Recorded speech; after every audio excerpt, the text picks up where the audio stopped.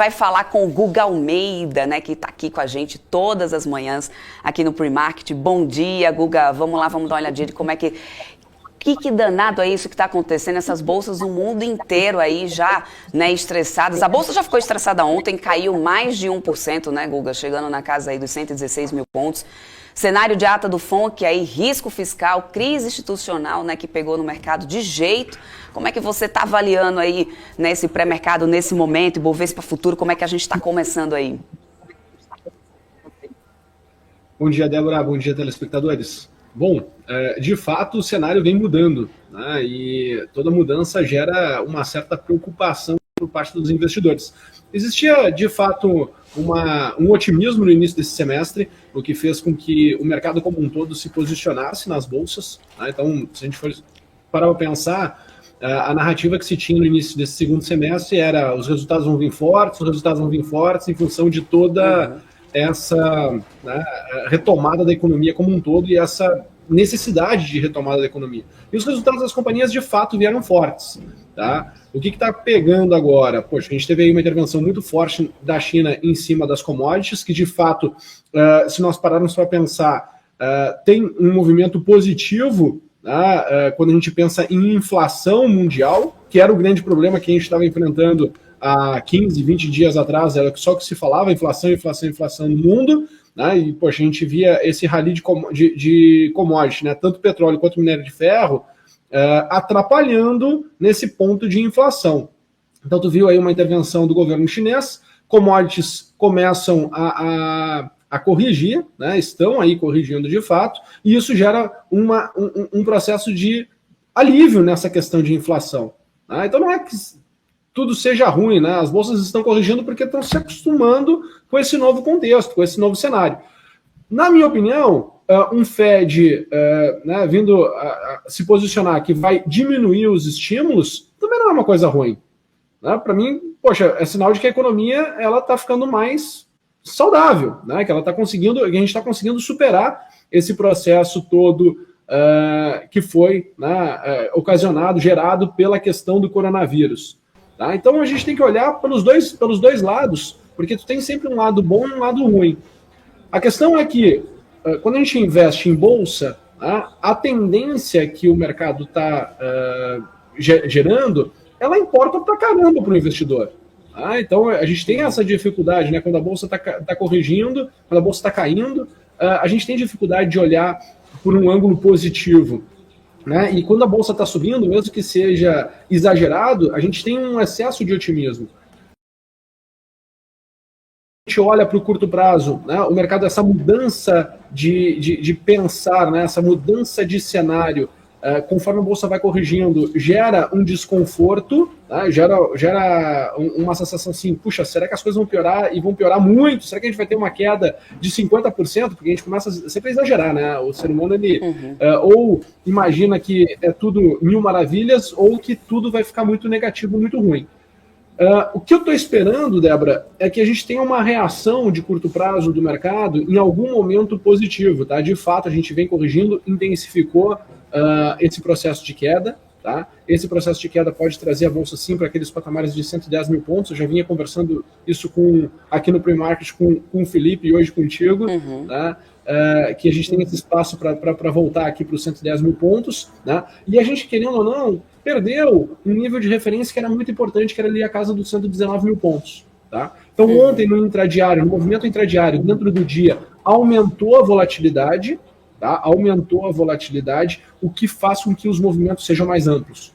Tá? Então, para hoje, vou compartilhar aqui a tela com vocês, o que eu enxergo aqui para hoje, para que a gente possa entender, para que a gente possa interpretar. Estava aqui olhando, estava analisando aqui meu S&P 500, mas deixa eu voltar aqui para o meu índice futuro, tá? Para a região aqui para um tempo gráfico menor.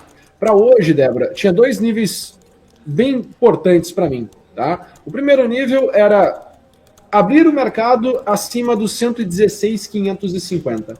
Tá? Eu tinha aqui uma expectativa de que pudéssemos abrir acima dos 116.550, e se por um acaso abríssemos acima dos 116.550, eu teria um cenário mais otimista. Tá? Como nós abrimos já abaixo, um gap, meu nível que eu estava acompanhando é os 114.500 podendo chegar a 113.450. Então o mercado ele começa a ir se deteriorando, né? A gente começa a perceber que começa a se ter uma pressão vendedora mais forte, tá? O que o investidor tem que acompanhar hoje? O fato de nós estarmos tendo essa movimentação de alta aqui logo após a abertura do nosso índice futuro, porque o índice, né, porque o mercado, a bolsa mesmo, os ativos, as ações começam a ser negociados às 10 horas da manhã, tá? Então a gente está negociando o mercado futuro nesse momento. A gente tem que entender que em algum momento no nosso dia de hoje o mercado ele vai lateralizar. Ele vai tentar continuar a tendência de baixa, mas ele tende a se lateralizar. Isso acontecendo, faz sentido buscar operações de curto prazo na posição compradora. Mas ainda o mercado está muito pesado.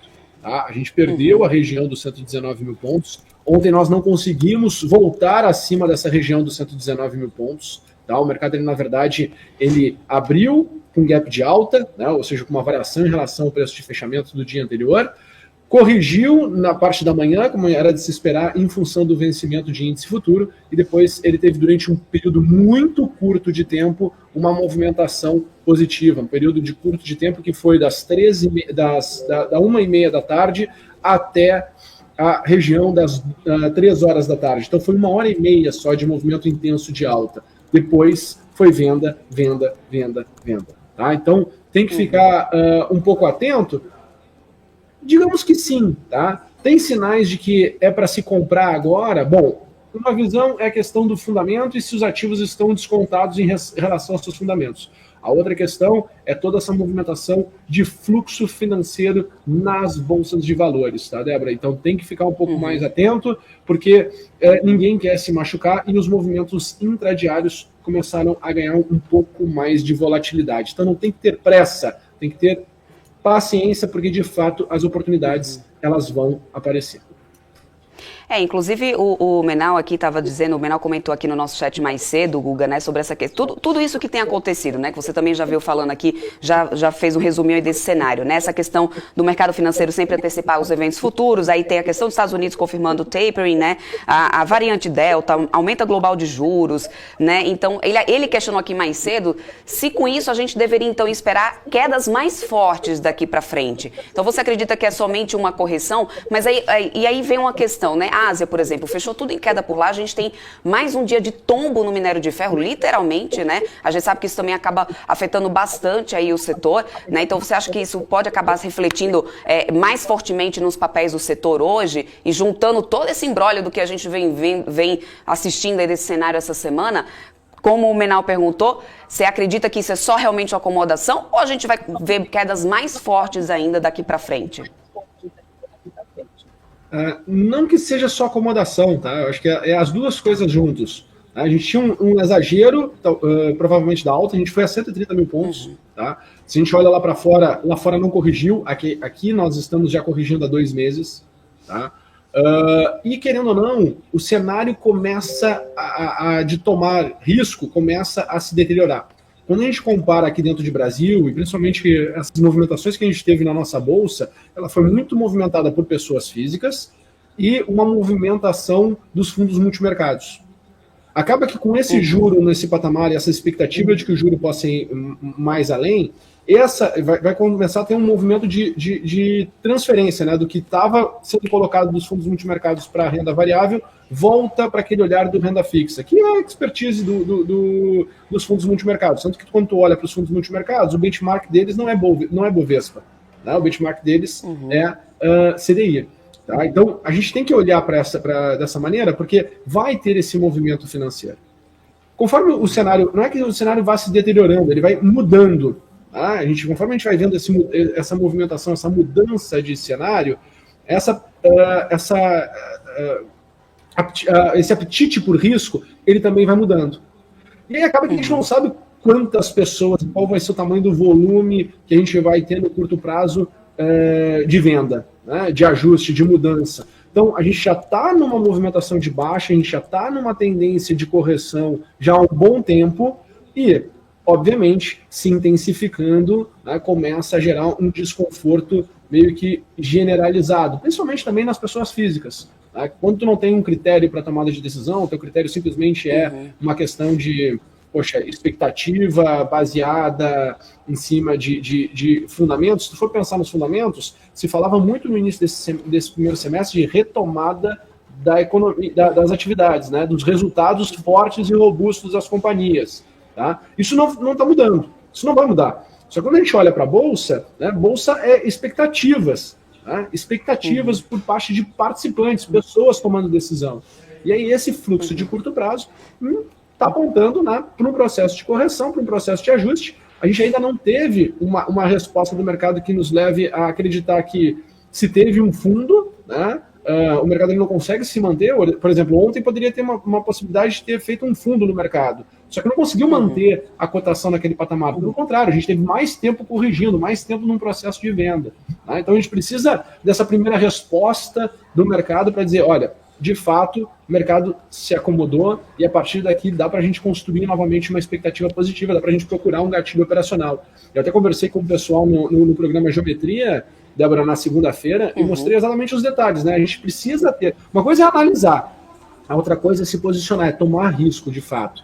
Né? E os gatilhos operacionais para tomar risco, eles não estão sendo acionados. Então o mercado está corrigindo, se tem cenários de que possa, né, encontrar em algumas regiões fundo do mercado, mas ele não está conseguindo reagir. E uma vez que não está conseguindo reagir, não tem gatilho operacional. Uma vez não tendo gatilho operacional, tem que esperar, tem que aguardar, né? E quanto mais cair, se de fato, né, os fundamentos estão positivos, se de fato as empresas elas estão tendo resultados mais robustos, na hora que o mercado inverter, vai ser uma ótima oportunidade para o investidor. Só tem que ter um pouco de paciência, né, separar o que é ruído do que de fato é um sinal e esperar, porque essa correção pode, né, ir se intensificando dia após dia. Tá? Então tem que ficar monitorando para ver se essa correção ela vai se intensificar ou não. E olha só, Guga, existia a expectativa, né, sobre esses dados do seguro-desemprego, porque realmente nos Estados Unidos, porque realmente com essa informação a gente saberia se realmente a recuperação econômica por lá está acontecendo, como você bem falou aí, é um sinal da recuperação econômica, né, então esse passo para trás aí, né, na ata do FONC. E o que aconteceu? O dado acabou de ser aqui divulgado e realmente os pedidos de auxílio de seguro-desemprego nos Estados Unidos caíram, 29 mil na semana, foram para 348 mil, o consenso era de que seria 365 mil. O da semana anterior, os pedidos de auxílio-desemprego foram revisados, né, da semana anterior de 375 mil para 377 mil. Só que realmente houve então aí uma queda, se tem menos pedido de auxílio-desemprego, significa que tem mais aí então, né, emprego no mercado aí disponível, então realmente a economia americana começa a andar e aí confirma aquilo que a gente viu ontem, né, na ata do FONC, que realmente aí os Estados Unidos deve aí então confirmar essa retirada aí dos estímulos que vem dando, aí o caminhãozinho de dinheiro aí então deve voltar a ser guardado, né, Guga? Com certeza o caminhãozinho tende a ser guardado, mas, Débora, isso não é ruim, tá? Óbvio que a gente vai enxergar uma bolsa ajustando, corrigindo, mas o investidor ele tem que entender que isso não é algo negativo. Ah, Guga, mas a bolsa cai, né? Meu preço, as minhas ações elas se desvalorizam, isso me gera uma sensação negativa. Eu sei, óbvio, nós somos seres humanos, é normal, tá? Mas quando a gente pensa em mercado como um todo, é sinal de que o mercado está ficando mais saudável. Tá? Então, a correção, por exemplo, Débora, entre 2002, eu gosto de trazer muito isso para que a gente possa refletir melhor, né, sobre o contexto como um todo. Entre 2002 e 2008, a Bolsa Brasileira ela subiu quase 800%. Tá? Entre esse período de 6 anos, nós tivemos 6 quedas de 25%. Pensa sobre isso. Entre esses 6 anos, nós tivemos 6 momentos de queda de 25%. Quer dizer que não tiveram momentos negativos, não tiveram momentos onde se foi questionado, né, toda essa tendência? Óbvio que sim. Tá? Mas, de novo, tendo estratégia, sabendo olhar o porquê, porque, vamos lá, o mercado ele está corrigindo porque o Fed vai buscar, né, reduzir o estímulo. Ok, Fed reduz o estímulo. A economia responde positivamente, mesmo tendo uma redução de estímulo. É isso que a gente tem que monitorar. Tá. No processo de redução do estímulo, bolsa corrige. Beleza? Bolsa corrigir é uma janela de oportunidade. Então, por isso que o investidor ele tem que ter calma quando a gente está na euforia, né, de uma tendência. Tem que ter calma, tem que ter paciência, tem que falar, ok, que bom, as coisas estão acontecendo, mas eu não entrei, que pena. Então, eu vou esperar, deixar o meu dinheiro ali descansando, até mesmo no Tesouro Selic, né, descansando, que tu tem liquidez, tem liquidez para tirar o dinheiro dessa renda fixa e trazer novamente para a renda variável, saber esperar, olhar esse processo de correção, esperar os sinais de que um processo de correção tenha terminado, tá? E aí sim tomar posição.